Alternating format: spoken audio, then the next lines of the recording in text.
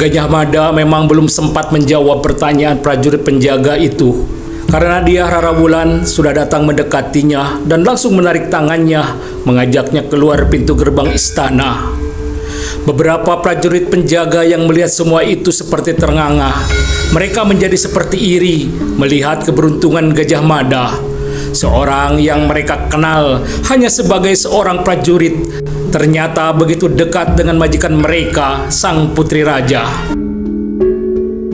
Ternyata ini anak muda yang telah membuat majikanku ini sering melamun seorang diri, berkata sang inang pengasuh sambil berjalan di belakang mereka berdua, Gajah Mada dan Dyah Rara Wulan yang telah berada di luar istana. Namun wanita sederhana yang belum nampak begitu tua itu berusaha menutup diri untuk menilai apapun, juga cara pandangnya menghadapi seorang prajurit biasa sebagaimana Gajah Mada. Yang ada dalam pikiran wanita sederhana itu bahwa dirinya harus menghargai Gajah Mada sebagai kawan dekat majikannya itu. Dan wanita setengah baya itu ikut gembira melihat keceriaan memenuhi wajah junjungannya itu. Ternyata kamu sangat berani datang menemuiku di istana, berkata Dyah Rara Wulan sambil memandang ke arah pemuda yang telah mencuri hatinya. Kakakmu, Pangeran Citraganda yang telah memintaku untuk datang menemuimu, berkata Gajah Mada dengan suara datar sambil terus berjalan mengikuti langkah Dyah Rara Wulan. Jadi kamu datang menemuiku hanya karena permintaan kakakku, berkata Dyah Rara Wulan sambil menghentikan langkahnya. Terlihat Gajah Mada ikut berhenti melangkah, sejenak memandang wajah Dyah Rara Wulan yang semula penuh ceria telah berubah seketika menjadi wajah cemberut masam. Adakah yang salah dalam ucapanku? Berkata Gajah Mada dalam hati. Bukan hanya permintaan kakakmu, tapi keinginanku kebetulan beriring ingin bertemu denganmu, berkata Gajah Mada sambil memenuhi bibirnya dengan sebuah senyuman. Terlihat Dyah Rara Wulan menarik napas panjang mendengar perkataan Gajah Mada. Juga senyum pemuda itulah yang membuat dirinya tergoda dengannya. Aku lapar, ingin ke kedai yang ada di pasar tempat kita pernah makan bersama, berkata Dyah Rara Wulan seperti telah melupakan masalah tentang kedatangan Gajah Mada menemui dirinya. Terlihat mereka kembali melangkah bersama berjalan di jalanan kota Raja Kawali yang masih cukup ramai itu. Sementara itu beberapa orang yang umumnya telah mengenal putri raja itu tidak pernah lepas memandang gadis manis itu, juga pemuda beruntung yang bersamanya itu. Beruntung sekali nampaknya anak muda itu, berkata seorang pejalan kaki kepada kawannya manakala melihat sang putri raja tengah berjalan penuh kegembiraan hati. Selama janur kuning belum melambai, selama itu pula kesempatan kita masih ada, sahabat, berkata kawannya sambil bertolak pinggang memandangi langkah sang putri yang terus berjalan menjauh. Anak buyut saja tidak dapat kamu taklukkan, bagaimana mungkin kamu dapat menaklukkan putri seorang raja, berkata kawannya dengan wajah dan bibir mencibir meremehkan perkataan kawannya itu. Sebentar lagi anak buyut itu akan mengejar-ngejar diriku. Kemarin malam aku telah diberi jampi-jampi ampuh dari Ki Jamsista. Syaratnya begitu mudah, cukup puasa putih selama 7 hari 7 malam, berkata kawannya penuh kebanggaan. Setauku, kamu tidak akan mampu sehari saja makan tanpa lauk pauk dan sambal terasi, berkata kawannya menggoda. Demi anak buyut, aku rela melupakan kegemaranku itu, berkata kawannya penuh keyakinan. Aku sudah mendahuluimu, berkata kawannya datar. Maksudmu? Berkata pemuda bertubuh tamun itu kepada kawannya penuh ketidakmengertian. Maksudku, aku hanya perlu 1 hari ini untuk menuntaskan puasa mutihku untuk putri Ki Buyut, berkata kawannya itu sambil langsung berlari kencang. Pengkhianat, berkata pemuda tamun itu sambil mengepalkan tangannya ke arah kawannya yang sudah jauh berlari. Sementara itu Gajah Mada dan Dihara Rawulan sudah berada di dalam kedai yang dituju. Sebuah kedai di tengah pasar yang masih saja tetap ramai meski hari sudah naik siang. "Junjunganmu itu bersama siapa?"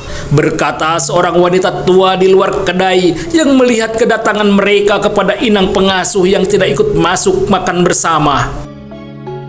"Kamu melihatnya dengan siapa?" balik bertanya inang pengasuh itu, merasa kurang senang dengan wanita yang bertanya kepadanya, yang dikenalnya sebagai seorang wanita yang usil, selalu mau tahu urusan orang lain. Mendapat sikap kurang bersahabat dari inang pengasuh itu, terlihat wanita itu langsung pergi sambil sedikit mencibirkan bibirnya. Sosok Dihara Rawulan sebagai seorang putri raja memang sudah sangat dikenal oleh orang-orang di kota Raja Kawali. Apalagi kawan seperjalanannya itu seorang seperti Gajah Mada yang mempunyai tubuh dan warna kulit berbeda dari orang pribumi umumnya.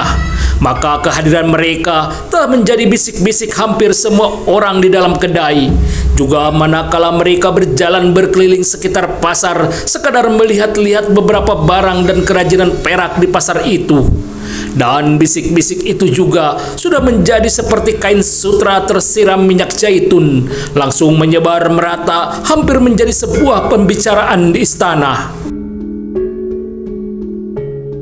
"Kakanda harus mencari tahu siapa gerangan prajurit biasa itu," berkata sang permaisuri Ratu Dara Puspa kepada Baginda Raja Raga Suci.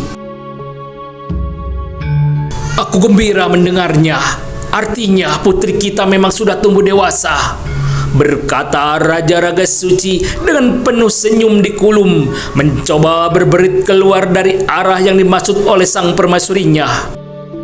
"Yang Adinda maksudkan bukan masalah kedewasaan putri kita, tapi pemuda yang berjalan bersamanya itu hanya seorang prajurit biasa," berkata sang permaisuri mencoba kembali kepada pokok persoalannya semula. "Ternyata kita sudah cukup tua. Sebentar lagi kita akan menimang-nimang seorang cucu," berkata Raja Raga Suci kembali berkelit keluar dari arah pembicaraan yang disampaikan oleh permaisurinya. Sebenarnya sebagai seorang raja, mustahil bila Raja Raga Suci belum mengetahui siapa pemuda prajurit biasa yang sangat dekat dengan putrinya itu. Tapi di hadapan sang permaisuri, Raja Raga Suci sengaja dan pura-pura belum mengetahui tentang itu. Namun akhirnya melihat wajah sang permaisuri yang sudah mulai agak masam, Raja Raga Suci pun berkata datar, "Aku akan mencari tahu siapa gerangan prajurit biasa itu," berkata Raja Raga Suci kepada permaisuri Ratu Dara Puspa. Mendengar perkataan Raja Raga Suci, hati dan perasaan Ratu Dara Puspa ada sedikit terhibur. Namun sebagai seorang wanita, ada saja yang dikatakannya. "Kakanda harus bertindak cepat, menjauhkan putri kita dari pemuda itu," berkata Ratu Dara Puspa. Mendengar perkataan sang permaisuri, Raja Raga Suci sedikit mengerutkan keningnya. Namun akhirnya dirinya dapat memaklumi mengapa sang permaisuri berkata seperti itu. Karena belum tahu siapa gerangan pemuda yang dikatakan sebagai prajurit biasa itu. Sebenarnya Raja Raga Suci sudah banyak mengetahui tentang Gajah Mada lewat pembicaraannya dengan putranya Pangeran Citraganda. Raja Raga Suci sudah mengetahui bahwa Gajah Mada adalah beberapa orang tamunya yang datang bersama seorang mantan raja dari Majapahit. Dan sebagai seorang raja, dirinya juga sudah mengetahui permainan Gajah Mada sebagai seorang prajurit biasa, seorang prajurit pengawal yang bertugas untuk membayangi Patih Anggajaya. Tapi kepada sang permaisuri tidak satupun yang dikatakannya tentang kehadiran Gajah Mada. Sifat putri kita sangat keras kepala. Kita harus menyikapinya dengan penuh bijaksana. Hanya itu yang dikatakan oleh Raja Raga Suci kepada permaisurinya. Sementara itu sang putri Dihara Rawulan sudah kembali ke istana. Karena hari sudah hampir sore, Gajah Mada tidak mengantar kembali ke istana, tapi langsung ke baraknya untuk bersiap diri melaksanakan tugas sebagai prajurit pengawal di kediaman Patih Anggajaya. Dan sang inang pengasuh malam itu sedikit gembira melihat putri junjungannya itu penuh ceria. Terlihat dari wajahnya yang manis itu semakin manis. Dan hari memang belum terlalu malam manakala seorang pemuda turun dari kudanya di depan regol pintu gerbang istana. Lama tidak melihat Tuan Pangeran di istana ini, berkata seorang prajurit penjaga sambil menyambut tali kekang kuda pemuda itu yang tidak lain adalah Pangeran Citraganda. Terlihat dengan sebuah senyum keramahan, Pangeran Citraganda menatap prajurit penjaga itu. Tidak ada sebuah pun kata-kata keluar dari pemuda tampan itu. Namun sebagai seorang prajurit penjaga, senyum keramahan itu sudah melebihi dari penghargaan dan kehormatan apapun kepadanya. Dan prajurit penjaga itu masih memandang pemuda itu yang semakin jauh masuk lewat jalan setapak menuju pesanggerahan pribadi ayahandanya. Nampaknya ada sesuatu yang sangat penting yang akan disampaikan kepada ayahandanya, berkata prajurit penjaga itu dalam hati sambil menuntun kuda tunggangan Pangeran Citraganda. Prajurit penjaga itu memang telah melihat Pangeran Citraganda tidak berjalan ke arah kesatriaan, tapi berjalan ke arah pesanggerahan pribadi Baginda Raja. Sebagai persangkaan prajurit penjaga itu, memang benar bahwa ada beberapa hal penting yang akan disampaikan oleh Pangeran Citraganda kepada ayahandanya. Yang kamu memang seorang ahli siasat ulung yang mumpuni.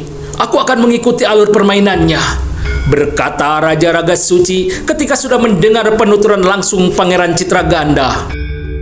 Kita harus dapat mencari seseorang yang dapat memecahkan kekuatan Pati Anggajaya yang telah punya pengaruh yang kuat di antara para perwira prajurit dari orangnya sendiri, orang-orang Rakata, berkata Pangeran Citraganda kepada ayahandanya, mencoba menyampaikan beberapa usulan Prabu Guru Dharma Siksa tentang sebuah rencana menjebak Pati Anggajaya. Aku mengenal seorang perwira prajurit putra Kawali yang sangat setia. Kuharap dirinya dapat mempengaruhi jalan pikiran para prajurit kita. Rangga Anggeng Pasek, ialah orangnya, berkata Raja Raga Suci menyebut sebuah nama. Kirangga Ageng Pasek, bertanya Pangeran Citraganda mengulang menyebut sebuah nama. Benar, seorang prajuritku yang sangat setia. Panggil dirinya besok agar datang bersama seorang prajurit pengawal bersama Maesa Muksa, berkata Raja Raga Suci kepada Pangeran Citraganda. Maesa Muksa, kembali Pangeran Citraganda mengulang sebuah nama. Benar, Maesa Muksa dapat mengelabui orang-orang Pati Anggajaya. Mereka akan menyangka bahwa kehadiran dirinya menghadap di istana berkaitan dengan hubungan Maesa Muksa dengan Dihara Rawulan, berkata Raja Raga Suci mencoba memberikan sebuah penjelasan mengapa harus mengikutkan Maesa Muksa datang bersama Kirangga Ageng Pasek. Maesa Muksa datang ke istana atas permintaanku, wahai ayahanda, berkata Pangeran Citraganda kepada Raja Raga Suci. Jadi kamu telah menjadi mak comblang dari adikmu sendiri, berkata Raja Raga Suci kepada putranya itu sambil tersenyum. Demikianlah setelah menghadap ayahandanya, Pangeran Citraganda kembali ke pesanggerahan kesatriaan. Datanglah ke rumah Kirangga Ageng Pasek. Katakan, Baginda Raja telah meminta dirinya untuk menghadap bersama seorang prajurit muda bernama Maesa Muksa. Besok pagi mereka harus sudah ada di istana, berkata Pangeran Citraganda kepada seorang prajurit pengawal di pesanggerahannya. Prajurit Maesa Muksa, bertanya prajurit pengawal itu kepada Pangeran Citraganda. Seorang prajurit muda yang tadi siang datang menemui sang putri, berkata Pangeran Citraganda seperti telah memastikan bahwa semua penghuni istana telah mendengar dan mengetahui tentang kehadiran Maesa Muksa datang ke istana tadi siang. Kirangga Ageng Pasek adalah seorang prajurit putra daerah Kawali yang telah banyak berjasa dalam beberapa peperangan dan sangat setia kepada raja. Namun dalam lingkungan istana saat itu yang kurang sehat, di mana banyak peran dari Patih Anggajaya mempengaruhi kebijakan raja, prajurit tua itu seperti tersingkir hanya membawahi urusan pengawalan istana. Sementara beberapa orang perwira yang berasal dari Rakata telah menempati tempat dan jabatan yang sangat penting dalam kesatuan prajurit Kawali. Namun kekecewaan Kirangga Ageng Pasek hanya disimpan dalam hati melihat ketimpangan antara putra daerah itu, dan demi kesetiaannya kepada raja, begitu Logowo hanya mengurusi kesatuan pengawalan istana.